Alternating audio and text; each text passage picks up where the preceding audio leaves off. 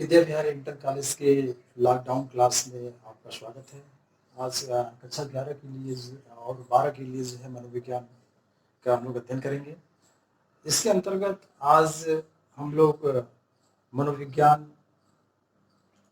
की उत्पत्ति और उसका शाब्दिक अर्थ और मनोविज्ञान की परिभाषा के विषय में अध्ययन करेंगे, जिसके अंतर्गत सबसे पहले उस मनोविज्ञान की उत्पत्ति की बात करते हैं।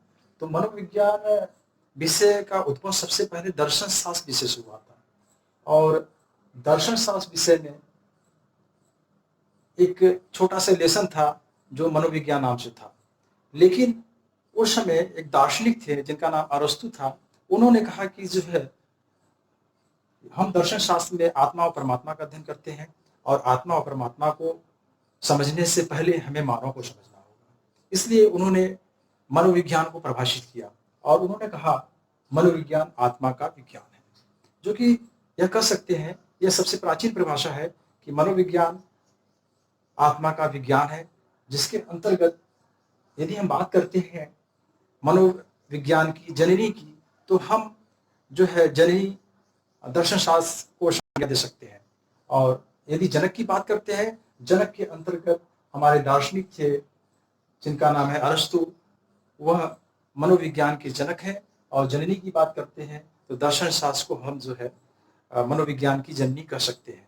इसके बाद हम बात करते हैं मनोविज्ञान के शाब्दिक अर्थ की। उसके अंतर्गत हम जानेंगे मनोविज्ञान के शाब्दिक अर्थ क्या होता है। तो यह जो है यूनानी भाषा के दो शब्दों से मिलकर बना है, साइकी प्लस लोगस। साइकी का तात्पर्य होता है आत्मा और लोगस का अर्थ होता है विज्ञान, जिसके अंतर्गत सबसे पहले जो प्राचीन परिभाषा दी गई थी अरस्तु के अनुसार मनोविज्ञान आत्मा का विज्ञान है।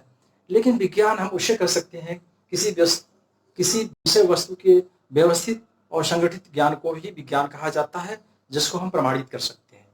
चूंकि मनोविज्ञान में एक शब्द जुड़ा है विज्ञान, तो जब अरस्तु जी ने इसको परिभाषित किया मनोविज्ञान आत्मा का विज्ञान है, तो चूंकि आत्मा को क्या हम प्रमाणित कर सकते हैं, उसका रूप कहाँ है, क्या है, रंग क्या है, किस आकार का होता है, इसको हम प्रमाणित कर पाएंगे।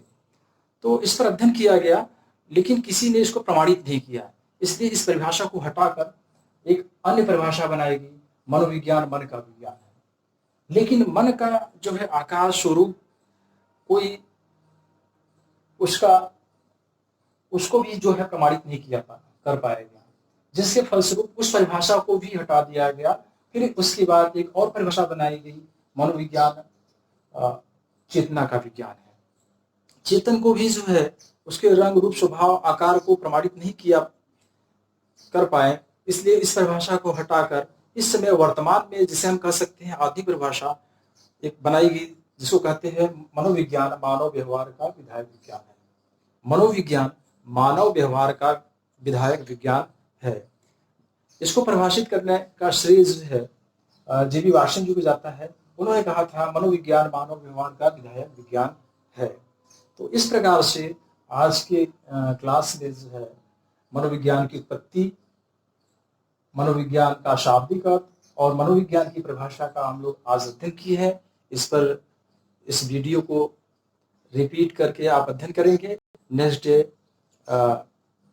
अन्य टॉपिक्स का वीडियो आपको शेयर किया जाएगा। धन्यवाद।